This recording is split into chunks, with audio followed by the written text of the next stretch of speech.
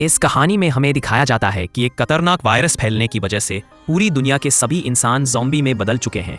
लेकिन ये कोई आम ज़ॉम्बी नहीं, बल्कि ये इतने फुर्स्ट हैं कि दौड़ते हुए हवाई जहाज को भी पकड़ सकते हैं। कुछ तो इतने चालाक हैं कि लोमड़ियों से भी हटकर सोच सकते हैं, और कुछ ज़ॉम्बी कई किलोमीटर दूर अपने टारगेट को सूंघने की ताकत से ढूंढ सकते हैं। लेकिन इस खतरे से घिरी हुई दुनिया में अब सिर्फ कुछ ही इंसान जिंदा बचे हैं। क्या ये दोनों सरवाइव कर पाएंगे? आज की इस वीडियो में कहानी की शुरुआत में हम एक लड़के को देखते हैं जो अपने कमरे में बैठकर टीवी पर कार्टून देख रहा होता है कि तभी अचानक टीवी स्क्रीन पर एक इमरजेंसी रिपोर्ट आने लगती है। ये खबर उस लड़के की मुस्कान छीन लेती है। टीवी में बताया जाता है कि दुनिया भर में एक बहुत ही जहरीला वायरस फैल गया है, जिससे इन्फेक्टेड लोग ज़ॉम्बी में बदल रहे हैं। ये वायरस बहुत तेजी से फैलता है और पूरी दुनिया इस वायरस की चपेट में आ चुकी है। टीवी में बताया जाता है कि जो भी ये खबर सुन रहा है वो जल्दी से खुद के लिए कोई सेफ जगह देख ले। लड़का ये सब देख ही रहा होता है कि अचानक ऊपर के कमरे से अजीब तरह की आवाज आती है। वो आवाज सुनकर लड़के के गले में सांसें अटक जाती हैं। लड़का धीरे धीरे ऊपर जाकर देखता है तो पता चलता है कि ये उसकी बड़ी बहन का मजाक था। उसके बाद ये दोनों लड़के अपनी माँ के कमरे की तरफ जाते हैं और वहां जाकर ये देखते हैं कि उनकी माँ बहुत परेशान है। वो अपने हस्बैंड को फोन करके इस सिचुएशन के बारे में बताती है। उसका हस्बैंड जो एक पायलट है, वो अपने बच्चों और वाइफ को बताता है कि हर तरफ ये वायरस तेजी से फैल रहा है, इसलिए तुम सब घर पर मेरा इंतजार मत करो और जल्दी से किसी तरह करके इस शहर से दूर निकल जाओ। वो अपने बच्चों से कहता है कि 140 परेशान मत हो, तुम्हें कुछ नहीं होगा, तुम्हारी माँ तुम्हें एक सेफ जगह में ले जाएगी। वो अपने हाथ में पहना हुआ लकी ब्रेसलेट अपने बच्चों को दिखाता है, जो कि ये ब्रेसलेट उसकी बेटी एबिगेल ने बनाया था। ये देखकर एबिगेल बहुत खुश हो जाती है। दूसरी तरफ उनकी माँ जल्दी जल्दी से सामान इकट्ठा कर रही होती है। तभी उन्हें बाहर से चिल्लाने की आवाज़ें सुनाई देने लगती हैं, इसलिए वो जल्दी से अपने दोनों बच्चों को लेकर घर से बाहर निकल आती है। जैसे ही वो कार में बैठने वाले होते हैं, अचानक एक ज़ॉम्बी उन बच्चों की माँ पर अटैक कर लेता है। डर के मारे एबिगेल जल्दी से कार के नीचे छुप जाती है और अपनी आंखों के सामने अपने छोटे भाई और माँ को ज़ॉम्बी के हाथों मारते हुए देखती है। वो ज़ॉम्बी उस छोटी बच्ची को देख नहीं पाता और वहां से चला जाता है। ये छोटी लड़की डर से कांप रही होती है कि तभी वो देखती है कि उसकी माँ भी एक ज़ॉम्बी बन चुकी है। लड़की की माँ अपनी बेटी को देखकर उसकी तरफ बढ़ने लगती है, इससे पहले कि वो अपनी बेटी को मार पाती। ठीक उसी समय पर एक अंकल फरिश्ते की तरह आकर एबिगेल की माँ को मार देता है और एबिगेल को बचा लेता है। थोड़ी देर बाद वो देखते हैं कि एबिगेल का छोटा भाई भी ज़ॉम्बी में कन्वर्ट हो रहा है, इसलिए वो आदमी लड़की को कान बंद करने के लिए कहता है और उसके ज़ॉम्बी बन चुके छोटे भाई को भी गोली मार देता है। अब इसके 10 साल के बाद का सीन दिखाया जाता है और हम देखते हैं कि वायरस की वजह से इंसानी शहर पूरी तरह से बर्बाद हो चुका है। कभी रोशनी से चमकने वाले लोगों का घर अब वीरन हो चुके हैं और अब तक सारे इंसान ज़ॉम्बी बनकर इधर उधर भटक रहे हैं और सिर्फ 2 ही लोग जिंदा बचे हैं। वो छोटी लड़की एबिगेल, जिसे अंकल ने बचाया था। अब वो जैक की नजरों में पाली बारी और जैक ने उसे ट्रेन करके ज़ॉम्बी से लड़ना सिखा दिया है। उस दिन अगर उसकी लाइफ में जैक नहीं आता तो एबिगेल अब तक मर चुकी होती, इसलिए एबिगेल जैक को अपना पिता मानती है। और अभी वो दोनों इतने सालों तक जंगल में अकेला रहने के बाद एबिगेल को बहुत ही लोनली महसूस हो रहा होता है। उसकी सबसे बड़ी इच्छा है कि उसे कोई इंसानी शहर मिल जाए जहां वो लोगों के साथ मिलकर रह सके। और रात को जब वो दोनों जंगल में कैंप लगाकर सो रहे थे, तभी किसी की आवाज़ से जैक की आंख खुल जाती है। वो धीरे से अपने कैंप से बाहर निकलकर देखता है और तभी अचानक एक ज़ॉम्बी जैक पर अटैक कर देता है, लेकिन जैक लगातार गोलियां चलाकर उसे मार देता है और एबिगेल भी तुरंत वहां पहुंच जाती है। इन दोनों को पिछले 10 सालों से जंगल में ज़ॉम्बीज़ का शिकार करते हुए इतना एक्सपीरियंस तो हो गया था कि ज़ॉम्बी हमेशा झुंड बनाकर एक साथ मिलकर रहते हैं। वो समझ जाते हैं कि आसपास और भी ज़ॉम्बीज़ होंगे, इसलिए वो जल्दी यहाँ से भागने की तैयारी करते हैं और घोड़े पर बैठकर निकल जाते हैं। तभी रास्ते में उनके घोड़े हिनहिनाने लगते हैं। जैक समझ जाता है कि ज़ॉम्बीज़ नज़दीक है। दोनों चारों तरफ देखते हैं तो दूर एक जीप ज़ॉम्बी से गिरी हुई दिखाई देती है, जहाँ एक नॉर्मल इंसान खुद को ज़ॉम्बी से बचा रहा था। अब वैसे भी दुनिया में इंसान बहुत ही कम बचे थे, इसलिए अब इन दोनों को हर हाल में उस आदमी को ज़ॉम्बी से बचाना था। जैक एबिगेल से कहता है कि तुम इस आदमी को बचाओगी ताकि पता चले कि तुम पूरी तरह से ट्रेन हो चुकी हो या नहीं। जैक उसे कहता है टारगेट को निशाने पर करो और फिर उसे शूट कर दो, लेकिन एबिगेल जल्दबाजी में डर के गोली चला लेती है। जिससे वो गोली ज़ॉम्बी के साथ साथ उस इंसान को भी लग जाती है। ये देखकर जैक एबिगेल पर काफी गुस्सा करता है, जिसके बाद वो दोनों उस इंसान के पास जाते हैं। वो देखते हैं कि ये आदमी अब बच नहीं सकता, इसलिए जैक उसे खुद ही मार देता है ताकि अगर उसे ज़ॉम्बी ने काटा हो तो वो दोबारा जिंदा ना हो जाए और हमारे लिए खतरा ना बने। उसके बाद वो दोनों उस मरे हुए आदमी की कार से जरूरत की सारी चीजें लेने लगते हैं। तभी अचानक वहां मरे हुए आदमी के और साथी भी आ जाते हैं और बहुत सारे हथियारबंद लोग उन्हें घेर लेते हैं। एक बंदा शक करने लगता है कि उन्होंने सामान लूटने के लिए उनके साथी को मारा है। जब ये लोग जैसे ही इन दोनों को मारने लगते हैं, तभी एक लेडी कार से उतरती है और अपने साथियों से इन दोनों को छोड़ने के लिए कहती है। तभी काला घोड़ा फिर से इन्हें वार्निंग देता है और अगले ही पल जंगल से तेज आवाजें आने लगती हैं। बहुत सारे ज़ॉम्बीज़ चारों तरफ से उनकी तरफ बढ़ने लगते हैं। वो लोग इतने तेज रफ्तार से आते हैं कि उन्हें भागने का टाइम नहीं मिलता, इसलिए हथियार निकालकर वही मुकाबला करते हैं। यहाँ सबके पास हथियार तो थे, लेकिन ज़ॉम्बी की तादाद काफी ज्यादा थी, इसलिए वो एक एक करके ग्रुप के बहुत से लोगों को काट लेते हैं। बचे हुए लोगों के पास छुपने की कोई जगह नहीं थी, इसलिए ज्यादा लोग बच नहीं पटे। एक मजबूत आदमी बदकिस्मती से ज़ॉम्बी के काटने का शिकार हो जाता है, इसलिए वो खुद को गोली मारकर खत्म करना चाहता है, लेकिन उसके बंदूक में गोलियां खत्म हो जाती हैं। अब उन्हें पता चल चुका था कि वो उनसे लड़ नहीं पाएंगे, इसलिए एबिगेल प्रेग्नेंट लेडी को लेकर गाड़ी में बैठाती है। गाड़ी में प्रेग्नेंट लेडी का हस्बैंड भी बैठा होता है और जैक गाड़ी स्टार्ट करके जल्दी से वहां से निकल जाते हैं। पूरे ग्रुप में अब ये सिर्फ 4 लोग ही बचे थे। और फिर एक काले चेहरे वाला ज़ॉम्बी अपने साथियों को मारा हुआ देखकर बहुत ज्यादा गुस्सा हो जाता है। उधर ये चारों ज़ॉम्बी से जान छुड़ाकर गाड़ी में सफर कर रहे होते हैं। रास्ते में जैक पीछे बैठी लेडी से पूछता है कि तुम हो कौन और यहाँ क्या कर रहे थे। पूछने पर पता चलता है कि ये बचे हुए लोग शिपटाउन नाम की जगह पर जाना चाहते थे, जहाँ पर सेफली इंसान रहते हैं। वहाँ ज़रूरत की तमाम फैसिलिटीज़ हैं और हम सब वहाँ जाकर एक नॉर्मल ज़िंदगी गुजारना चाहते थे। ये सुनकर एबिगेल बहुत खुश होती है, क्योंकि यही तो वो जगह है जहाँ वो हमेशा से जाना चाहती थी। जिस पर जैक ने कहा कि यहाँ पर कोई भी ऐसी कॉलोनी वगैरह नहीं है। मैं पिछले 10 सालों से यहाँ वहाँ भटक रहा हूँ, मुझे तो कोई ऐसी कॉलोनी नहीं दिखाई दी।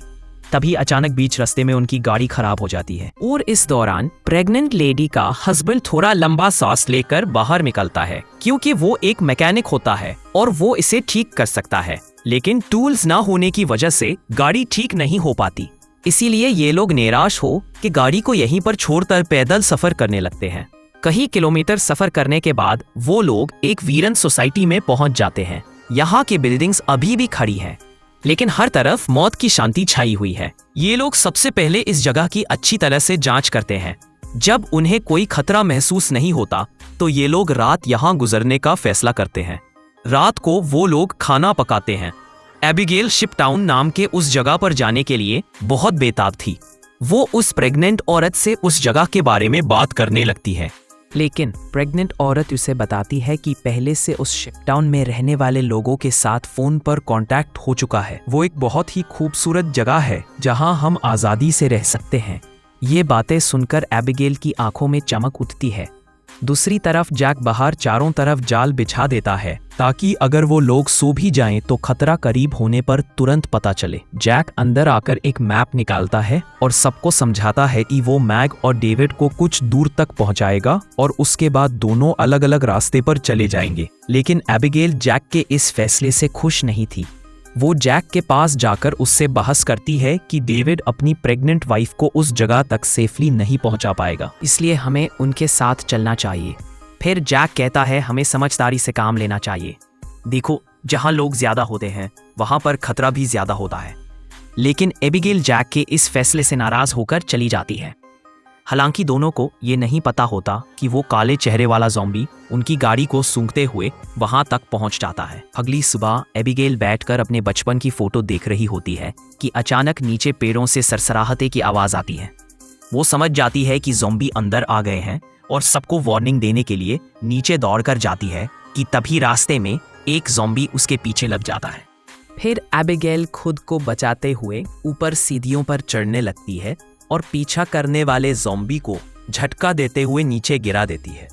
लेकिन इस चक्कर में उसका बैलेंस भी बिगड़ जाता है, जिससे वो भी नीचे गिरने वाली होती है।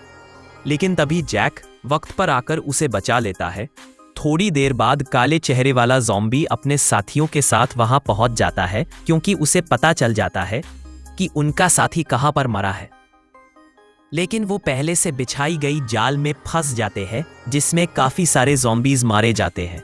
जैक धमाके की आवाज़ सुनकर समझ जाता है कि ज़ॉम्बी का झुंड उस जगह तक पहुंच गया है जहां हम कल रात ठहरे थे और ज़ॉम्बी अभी तक उनका पीछा कर रहे हैं। लेकिन अच्छी बात यह थी कि ये लोग उस जगह को छोड़कर वहां से आगे निकल चुके थे। तभी रास्ते में एबिगेल को याद आता है कि थोड़ी दूर पर एक छोटा सा हवाई अड्डा है जहां पर मेरे फादर काम करते थे। शायद वहां कुछ हवाई लेकिन एबिगेल के जीत करने पर वो वहां जाने के लिए मान जाता है, जिसके बाद ये लोग एयरपोर्ट आ जाते हैं। लेकिन यहाँ पर कोई भी एरोप्लेन नहीं था।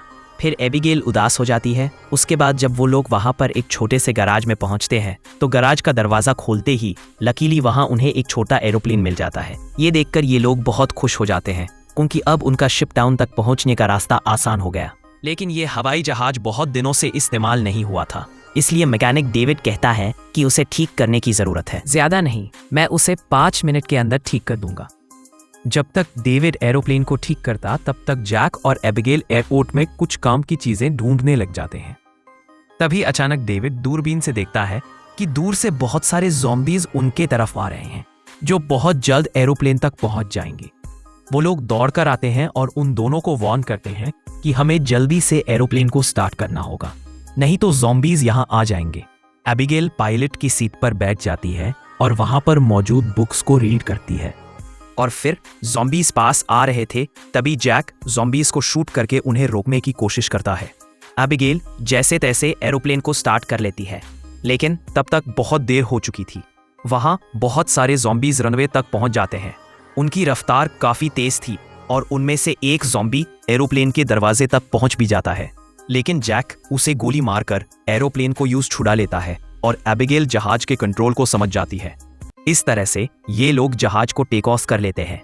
हवाई जहाज में बैठे सब लोग बहुत खुश हैं क्योंकि वो जल्द ही सीधे शिप टाउन पहुंच जाएंगे। लेकिन ये खुशी थोड़ी ही देर की मेहमान थी।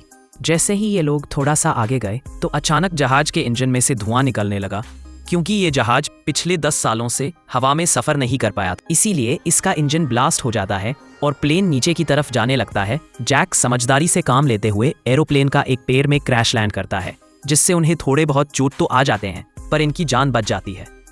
प्लेन तो अब इस्तेमाल करने का लायक नहीं बचा था, इसलिए अब उन्हें दोबारा फिर से पैदल सफर करना पड़ेगा। फिर काफी दूर तक पैदल चलने के बाद वो लोग एक रेलवे स्टेशन तक पहुंच जाते हैं। तब रात हो चुकी। ये लोग आसपास खतरा चेक करते हैं। जब उन्हें कोई भी ज़ॉम्बी नहीं नजर आता तो ये लोग यहीं पर रात गुजरने का फैसला कर लेते हैं। वो लोग मैप पर अपना लोकेशन देखते हैं, जिससे उन्हें पता चलता है कि अब ये लोग शिप टाउन से सिर्फ 2-3 दिन की दूरी पर है। यहाँ वो प्रेग्नेंट लेडी जैक के पास आती है और जैक का शुक्रिया अदा करती है। वो जैक से कहती है कि अगर तुम ना होते तो हम कभी भी यहाँ तक नहीं पहुँच पाते। ये सुनते हुए जैक को भी मेगन से हमदर्दी होने लगती है। वो यूज अपनी स्टोरी सुनाता है कि आज से 10 साल पहले जब ये वायरस शुरू हुआ था तो वो सबसे पहले अपनी वाइफ को जान से मारना पड़ा क्योंकि वो यूज काटने आ रही थी। इसीलिए तब से लेकर आज तक उसके अंदर का इंसान तही मर सा गया है। अब इस दुनिया में सिर्फ उसके पास एबिगेल ही है जिसे वो हर एक कीमत पर जिंदा रखेगा।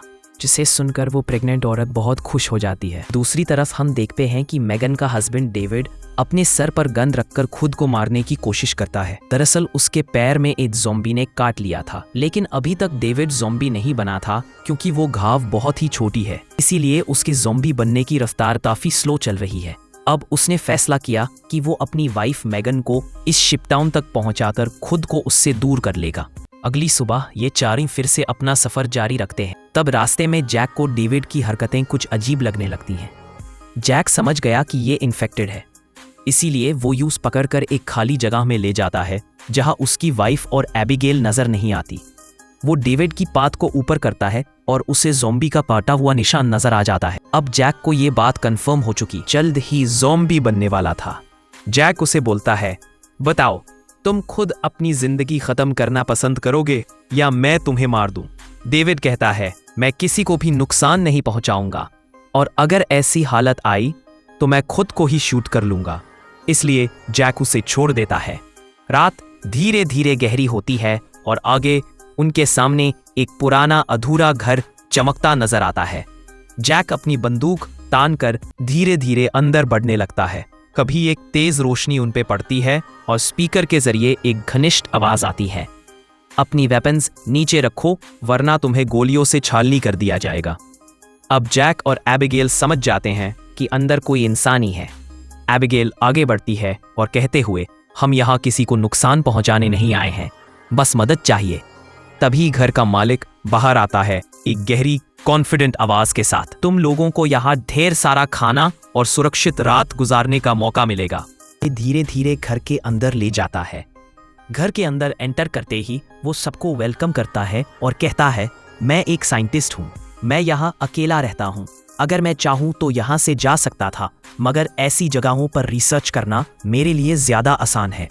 वो उन्हें बहुत ही टेस्टी खाना देता है जो देखकर सब हैरान हो जाते हैं, क्योंकि इतना अच्छा खाना उन्होंने काफी समय से नहीं खाया था। सब लोग भूख से खाना खत्म कर देते हैं। खाना खत्म होने के बाद साइंटिस्ट उनके लिए ड्रिंक्स भी लाता है। सब लोग इतने दिनों के बाद आराम से बैठकर बातें कर पाते हैं, जो उनके लिए एक नई फीलिंग होती है। लेकिन साइंटिस्ट की बातें सुनते हुए उन्हें थोड़ी अजीब सी फीलिंग होती है। साइंटिस्ट कहता है, देखो जो वायरस फैला है वो बहुत खतरनाक है, मगर एक तरफ से देखा जाए तो इसने इंसानों को अपग्रेड भी कर दिया है, जैसे कि कमजोर लोग अब खत्म हो जाएंगे और जो स्ट्रांग होगा वो ज़ॉम्बी बनकर जिंदा रहेगा। साइंटिस्ट कहता है, ज़ॉम्बी सिर्फ खाने के लिए जीते हैं, तरक्की के लिए नहीं, इसलिए ज़ॉम्बीज़ को दुनिया पर राज करना चाहिए। ये सुनते ही वो चार लोग थोड़ा डर और अजीब सी फीलिंग महसूस करते हैं। तभी डेविड को अचानक अपनी तबीयत बहुत खराब लगती है और वो बाथरूम की तरफ चला जाता है। बाथरूम में जाके वो मिरर में देखता है और उसके बॉडी में वायरस पूरी तरह फैल चुका होता है। जब डेविड वापस हॉल में आता है तो देखता है कि जैक और बाकी सब लोग बेहोश पड़े हैं। सच में साइंटिस्ट ने उनके ड्रिंक में नींद लाने वाली दवाई मिला दी थी। डेविड ये देखकर साइंटिस्ट पर अटैक करने लगता है, लेकिन साइंटिस्ट अपने हाथ में पकड़े एक डिवाइस का बटन प्रेस कर देता है। डेविड को अचानक बहुत कमजोरी महसूस होती है और वो जमीन पर गिर जाता है। साइंटिस्ट कहता है, इस डिवाइस को मैंने सालों की मेहनत के बाद बनाया है। इसकी मदद से मैं दुनिया के किसी भी कोने में जा सकता हूँ और ज़ॉम्बीज़ मेरा कुछ नहीं बिगाड़ सकते। साइंटिस्ट ने एक ऐसा एडवांस डिवाइस बना लिया था जिससे वो ज़ॉम्बीज़ को अपने कंट्रोल में रख सकता था। मतलब अब वो पूरी दुनिया का किंग बनकर सबको अपने इशारों पर नाचाएगा। उसके बाद डेविड बेहोश हो जाता है और जब उसका होश वापस आता है तो वो देखता है कि उसे और उसके साथियों को जोरदार रोप्स से बंध दिया गया है। अब साइंटिस्ट उन चारों पर अपने खतरनाक एक्सपेरिमेंट्स शुरू करने वाला था। फिर साइंटिस्ट कहता है, क्या तुम लोग मेरी वाइफ से मिलना चाहोगे? तभी हम साइंटिस्ट की वाइफ को देखते हैं, एक ज़ॉम्बी जो प्यार और डर के बीच में फंसी हुई थी और साइंटिस्ट ने यूज एक स्ट्रॉन्ग केज में बंद कर रखा था। वो ज़ॉम्बी इंसानों को पकड़कर अपना खाना बनाती थी। ये डिवाइस भी साइंटिस्ट ने अपनी वाइफ पर एक्सपेरिमेंट करके डेवलप किया था। जब साइंटिस्ट ने केज का दरवाज़ा खोला तो पहली चीज़ जो उसकी वाइफ ने की वो अटैक करना था सिर्फ साइंटिस्ट पर, लेकिन साइंटिस्ट ने तुरंत उसे कंट्रोल करके चारों के तरफ भेज दिया। वो ज़ॉम्बी तुरंत जैक पर अटैक करने लगती है, लेकिन जैक अपनी क्विक रिफ्लेक्स से उसे किक मारकर पीछे धकेल देता। लेकिन तभी डेविड अपने अंदर के वायरस की सुपर स्ट्रेंथ से रोप्स तोड़ देता है और अपने साथियों को भी फ्री कर लेता है। घर का मालिक खतरा महसूस करके तुरंत भाग निकलता है। उसके बाद वो चारों भी अपना सामान लेकर तेजी से बाहर निकल जाते हैं। लकी लिया बाहर उन्हें साइंटिस्ट की कार मिलती है और वो चारों तुरंत उसमें बैठकर जंगल की तरफ निकल पड़ते हैं, लेकिन साइंटिस्ट हार मानने वाला नहीं था। अपने खतरनाक डिवाइस के जरिए वो ज़ॉम्बीज़ के ह्यूज हर्ड को कंट्रोल करके उनका पीछा करवाता है। जैक कार की स्पीड बूस्ट करता है और ज़ॉम्बीज़ को काफी पीछे छोड़ देता है, लेकिन आगे का रास्ता बंद हो चुका था। अब उनके पास सिर्फ एक ही रास्ता था, पैदल चलना। थोड़ा सा आगे पैदल जाने के बाद ज़ॉम्बीज़ दोबारा उनके करीब आ जाते हैं। डेविड समझ जाता है कि अब उसके पास ज्यादा वक्त नहीं है, कुछ ही देर में वो खुद भी ज़ॉम्बी बन जाएगा। इसलिए वो अपने दोस्तों से कहता है, तुम लोग आगे बढ़ो, मैं यहीं पीछे रुककर ज़ॉम्बीज़ को रोकता हूँ, और अपनी जान की कुर्बानी देने का फैसला करता है। लेकिन उसकी वाइफ यूज जाने नहीं देना चाहती थी। डेविड कहता है, तुम्हें हमारे बच्चे के लिए जिंदा रहना होगा और ये सब मैं अपने आने वाले बच्चे के लिए कर रहा हूँ। उसके बाद डेविड ज़ॉम्बीज़ के सामने खड़ा हो जाता है और बहादुरी से उनका सामना करता है। काफी देर तक वो ज़ॉम्बीज़ को रोकता है, जिससे उसके साथी ज़ॉम्बीज़ से काफी दूर निकल जाते हैं। लेकिन तभी एक ज़ॉम्बी आता है और डेविड को हिट कर देता है। जैक अपनी लाइफ रिस्क करके मेगन को गोद में उठाता है और आगे की तरफ भागता है। फाइनली वो लोग उस जगह पहुंच जाते हैं जहां इंसानों की बस्ती है। एबिगेल मदद के लिए चीखने लगती है क्योंकि उनके पीछे ज़ॉम्बीज़ का बड़ा झुंड आ रहा था।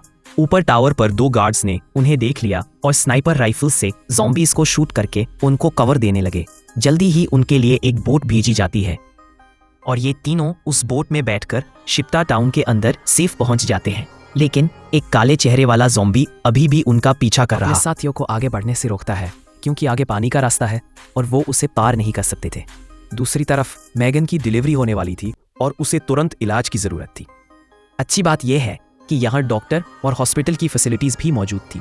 अगली सुबह हम देखते हैं कि इस जगह को कई बड़े जहाज़ों से जोड़कर एक टाउन बनाया गया है जिसके चारों तरफ पानी है।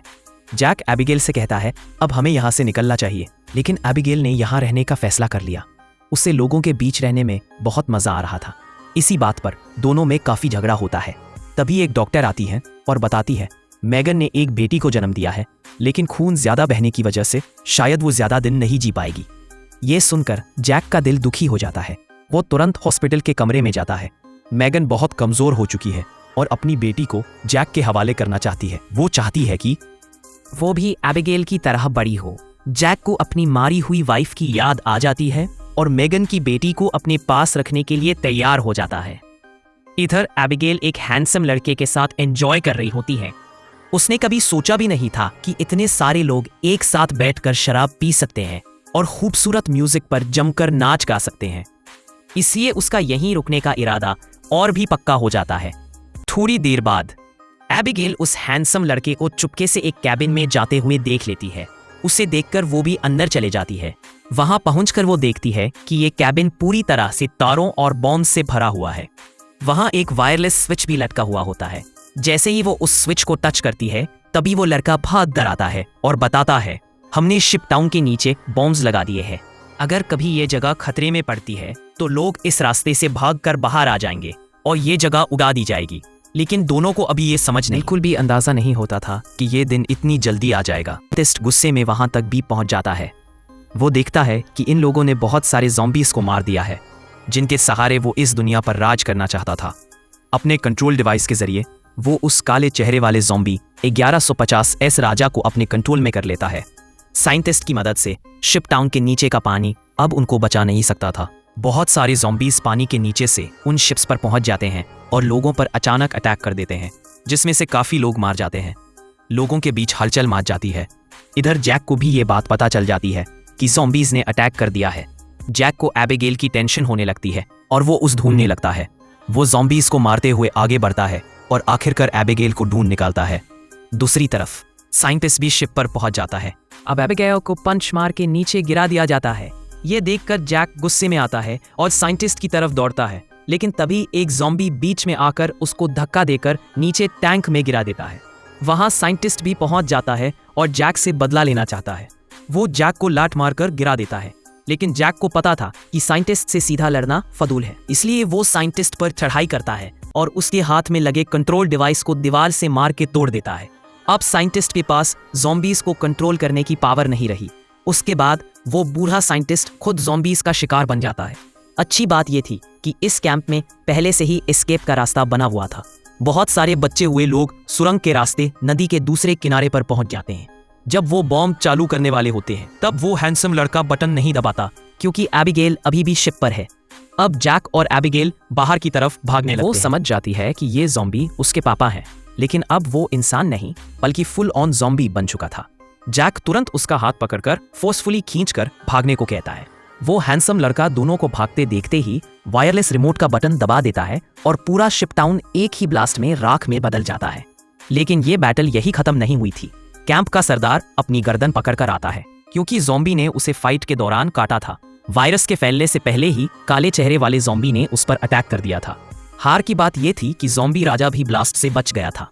जैक तुरंत दौड़ता है और उस ज़ॉम्बी राजा के सामने फेस ऑफ करता है, लेकिन जैक थोड़ा ओवरपावर्ड लग रहा था। तब एबिगेल जमीन से गन उठा लेती है, और ये जानते हुए भी कि सामने खड़ा ज़ॉम्बी राजा उसका अपना पापा है, लेकिन वही पापा जैक को मारने वाला था जो एबिगेल ने पलने पूछने के साथ साथ फैमिली के लिए प्रोटेक्ट किया था। इसलिए एबिगेल बिना सोच विचार काले चेहरे वाले ज़ॉम्बी राजा को एबिगेल ने एक परफेक्ट शॉट मारकर खत्म कर दिया। अगर उसने गोली नहीं मारी होती तो वह राजा वहां मौजूद सब लोगों को खत्म कर देता। इसके बाद जैक और एबिगेल गले लगते हैं और बाकी सर्वाइवर्स उनके साथ सेफ और रिलीव महसूस करते हैं। अब जैक, एबिगेल और बाकी लोग दूर समुद्र में एक सुनसान द्वीप की तरफ देखते हैं, वहीं नई इंसानी बस्ती बसाने का फैसला करते हैं। इस रोमांचक और डरावनी यात्रा के बाद सभी अब एक नई शुरुआत की ओर बढ़ते हैं। अगर आपको ये कहानी दिलचस्प लगी तो हमारे चैनल को सब्सक्राइब और वीडियो को लाइक करना मत भूलना।